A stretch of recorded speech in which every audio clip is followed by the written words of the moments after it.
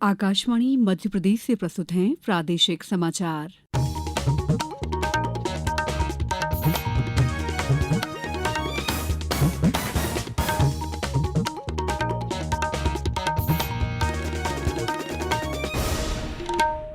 नमस्कार, समाचारों के साथ मैं दीपा सिंह। मुख्यमंत्री डॉक्टर मोहन यादव आज बालाघाट जिले के कटंगी में राज्य स्तरीय कार्यक्रम में किसानों को बड़ी सौगात देंगे। इस दौरान वे समर्थन मूल्य पर धान बेचने वाले 6,69,000 किसानों के खातों में 337 करोड़ 12 लाख रुपए की बोनस राशि सिंगल क्लिक के जरिए अंतरित करेंगे। कार्यक्रम में मुख्यमंत्री 4,315 युवाओं को नियुक्ति पत्र भी सौंपेंगे। इस दौरान मुख्यमंत्री डॉक्टर यादव 244 करोड़ रुपए की लागत से 75 निर्माण कार्यों का लोकार्पण और भूमि पूजन भी करेंगे। प्रधानमंत्री नरेंद्र मोदी ने नागरिकों से प्रधानमंत्री स्मृति चिन्ह ई नीलामी के 7वें संस्करण में सक्रिय रूप से भाग लेने का आग्रह किया है।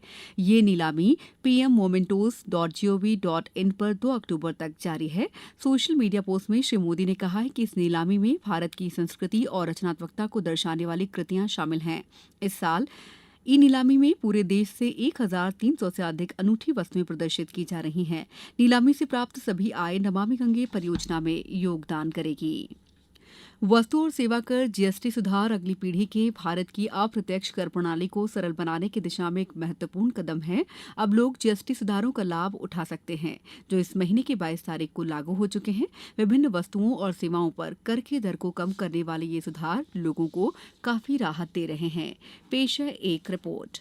अगली पीढ़ी के जीएसटी सुधारों के तहत सरकार ने आम आदमी के जेब खर्च को कम करने के लिए खाद्य उत्पादों पर महत्वपूर्ण कर कटौती की है। मध्यम और निमध्यम वर्ग के परिवारों को प्रत्यक्ष बचत प्रदान करने के लिए सरकार ने तैयार और संरक्षित सब्जियों पर कर की दर को 12% से घटाकर 5% कर दिया है। इसी प्रकार प्रसंस्कृत फल उत्पादों पर भी जीएसटी की दर घटाकर 5% कर दिया है। इस कदम का उद्देश्य खाद्य प्रसंस्करण क्षेत्र को बढ़ावा देना, निर्यात को बढ़ावा देना और लागत कम करके किसानों और उपभोक्ताओं को लाभान्वित करना है। यह सुधार युवाओं और परिवारों के लिए स्वस्थ जीवन शैली और जीवन यापन में सुधार को बढ़ावा देंगे। आकाशवाणी समाचार से बात करते हुए दिल्ली निवासी हर्ष ने कहा कि प्रसंस्कृत फलों और संरक्षित सब्जियों पर जीएसटी कटौती से फल और सब्जियां सस्ती होंगी। सरकार ने जो जीएसटी कम कर दिया है, खाने की चीजों पर फल और सब्जियां कम दाम पर मिलेंगी। मेनली मिडिल क्लास फैमिलीज को सब्जियों के रेट कम होने से बहुत फायदा होगा। इसीलिए मैं जीएसटी घटाने के डिसीजन से सरकार को धन्यवाद देता हूँ। आवश्यक खाद्य पदार्थों में जीएसटी की दरों में की गई कटौती से खाद्य प्रसंस्करण उद्योग को प्रोत्साहन मिलेगा। साथ ही महिलाओं, बच्चों और बुजुर्गों को सीधा लाभ होगा। रोहन के साथ आदित्य प्रताप सिंह, आकाशवाणी समाचार। रेल मंत्री अश्विनी वैष्णव ने आगामी त्योहारों के दौरान 1 अक्टूबर से 15 नवंबर तक 12,000 विशेष ट्रेनें चलाने की घोषणा की।